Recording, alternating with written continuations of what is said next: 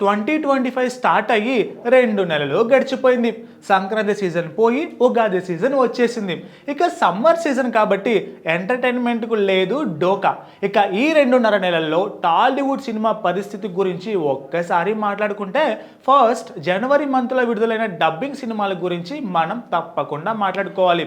Marco cinema పెద్ద hit కాదు, కానీ ఇన్వెస్ట్ చేసిన మొత్తం డబ్బులని తిరిగి సంపాదించి థియేటర్లకు లాభాలను తెచ్చిపెట్టింది. ఇక హిందీ మార్కెట్లో కూడా ఈ సినిమాకు మంచి గుర్తింపు వచ్చేసింది. సో అది జనవరి మంత్. ఇక ఫిబ్రవరిలో విడుదలైన the return of the dragon సినిమాను కేవలం 4 కోట్లకే అమ్మినా ఇప్పటికీ 3 రెట్ల లాభాలు తెచ్చుకుంటూ ముందుకు తీసుకెళ్తోంది ఈ సినిమా. ఇది డబ్బింగ్ సినిమాల బాక్సాఫీస్ ప్రభావాన్ని మరోసారి రుజువు చేసింది అనటంలో ఎటువంటి సందేహం లేదు. ఇక ఇటీవల విడుదలైన చావా సినిమా ఆశించిన దానికంటే బాగానే వసూళ్లు రాబడుతోంది. హిందీలో ముందుగా విడుదలైన తెలుగులో ప్రేక్షకులు సినిమాకు మంచి స్పందనను ఇచ్చారు. ఇక బుక్ మై షోలో 1 లక్షకు పైగా టికెట్లు ఇప్పటికే అమ్ముడయ్యాయి ఈ సినిమాకి.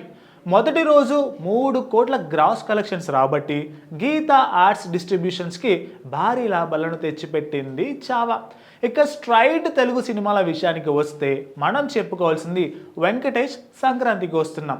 ఈ సినిమా బ్లాక్ బస్టర్ 300 కోట్ల రూపాయలు గ్రాస్ సాధించి ఈ ఏడాది టాప్ హిట్ మూవీగా నిలిచింది. ఇక నెక్స్ట్ లైన్లో బాలయ్య డాకు మహారాజ్ కూడా సూపర్ హిట్ అయిందన్న విషయం మనకు తెలిసిందే. ఇక తర్వాత నాగ చైతన్య నటించిన తండేల్ ఫిబ్రవరిలో 100 crores గ్రాస్ వసూలు చేసి నాగ చైతన్యకు మళ్ళీ హిట్ ఫిల్మ్ ఇచ్చింది. కానీ మిగిలిన తెలుగు సినిమాలు అంతగా ఆకట్టుకోలేకపోయాయి మావా ఈ సీజన్లో. ఇక తర్వాత వచ్చిన మజాకా, బ్రహ్మానందం, రామం రాఘవం సినిమాలు భారీ అంచనాలతో వచ్చిన ఎందుకో ఆడియన్స్ని అంతగా ఆకట్టుకోలేకపోయాయి. ఇక డబ్బింగ్ సినిమాలు మెరుగైన కంటెంట్ ఇస్తూ ఉండటంతో వీటికి పెద్దగా ఆదరణ దక్కలేదు. అయితే అజిత్ నటించిన పట్టుదల ఈ సినిమా కనీసం ప్రచార ఖర్చులను కూడా రాబట్టలేకపోయింది. అయ్యయ్యో. ఇంకా జీవి ప్రకాష్ నటించిన రీసెంట్ ఫిల్మ్ కింగ్స్టన్ కూడా బాక్సాఫీస్ వద్ద పరాజయం పాలైపోయింది. ఇటీవలి కాలంలో డబ్బింగ్ సినిమాల హిట్ రేట్ పెరుగుతూ వస్తోంది.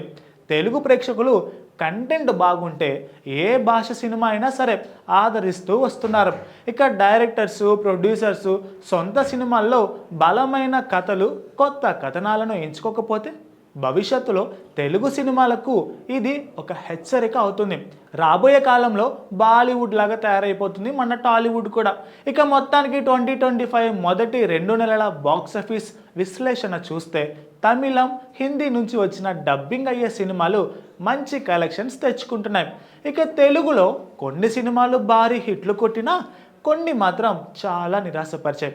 చూద్దాం మరి ఈ సమ్మర్ పరిస్థితి ఎలా ఉంటుందో, ఏమవుతుందో. Please subscribe to the channel and download the Politicos app from the links in the description.